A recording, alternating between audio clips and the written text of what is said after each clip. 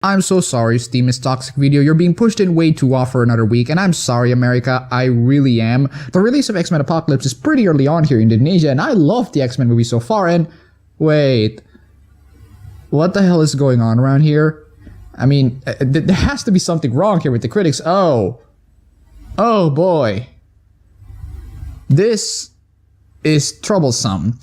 Overloaded action and a cliched villain takes the focus away of an otherwise strong performance and resonant themes, making X-Men Apocalypse a middling chapter of the venerable superhero franchise. Wow, this is some really intense stuff. I need to keep my eyes open because this movie might suck, and it might suck as hard as the last superhero movie that I watched that sucked hard. So prepare yourselves, guys, as we dive into X-Men Apocalypse. I'm beginning to get very skeptical.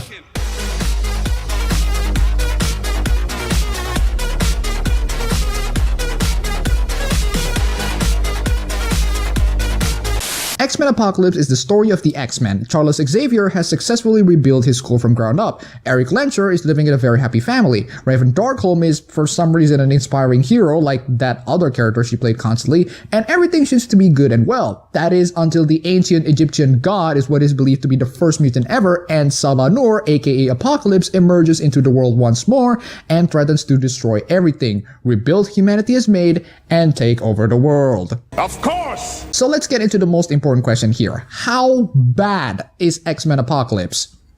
Guys, this movie has an effect so incredible on me that I have done something that I thought I would never ever do in the end of a movie. I honestly never actually did this throughout my theater experiences ever. So listen. I clapped on so long until the lights came back in, and that's where I left the theater with a smile on my face. X-Men Apocalypse is freaking awesome, and let me tell you why. First off, let's discuss the critics' main complaint, which is a cliched villain. To be fair, Apocalypse is unfortunately your standard take over the world supervillain guy. He's nothing new. He's a figure that we've seen before countless of times. But here's the thing. I don't care if he's cliched. I don't care if he's nothing new. What I do care is whether or not he's effective in the context of the story. And yes, Apocalypse is a really effective villain. What makes him so effective as a villain is his unbelievable passion. This is a villain who has a cliched motivation of taking over the world, but my god, he is so incredibly passionate about it. He is so determined and serious on taking over the world and controlling every living human being on Earth, but at the same time, he's surprisingly serious about it. Let's compare and contrast to another supervillain trying to take over the world, Ultron. Ultron feels like he's doing all of this because he likes to be a dick to the Avengers. What's with all of the constant jokes? His threat level goes down by the time he cracks another witty remark. I know that he's programmed by Tony Stark, but goddamn, tone it down. You could have made a dark Avengers movie and you only ended up making a really meh movie. Apocalypse is serious on everything that he does, and he's doing it with full passion and focus. This is the mark of a good villain. He knows his goal, he knows his motivation, and he's going to work his hardest to get to his goal. Ultron, he just dicks around. This is all helped by the fact that he really did take the throne of God back in ancient Egypt. But by the time he wakes up into the current world that we're living in, he feels so betrayed and hurt that his world is now under control by weaklings and not by his guidance.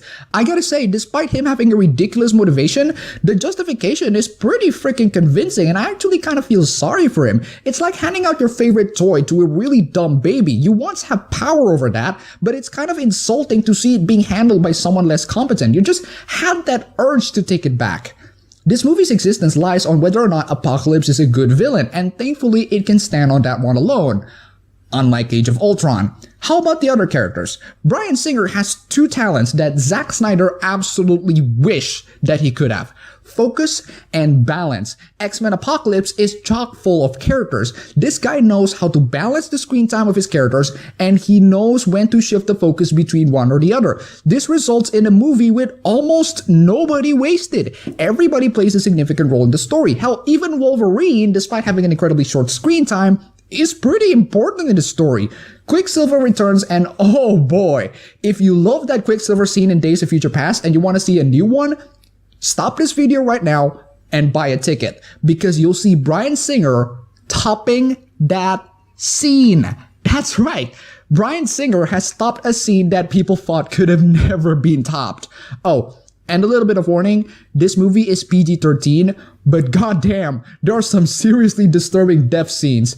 For what it's worth, X-Men Apocalypse is a movie that took risk, and it manages to make all of it to work in a beautifully surprising manner. It's a movie that works on its core premise, it's a movie that has a villain that works, it's a movie that knows what kind of story that it wants to tell, and it tells that story in a very balanced, nuanced, and well-articulated fashion that has almost little to no character wasted. It's a fantastic superhero movie that is a high point recommendation from me to you, which is why X-Men Apocalypse gets 5-star out of 5. My only flaw with the movie is that the introduction is quite long, but it doesn't detract to the overall experience. Go and check this movie out. You will never regret it.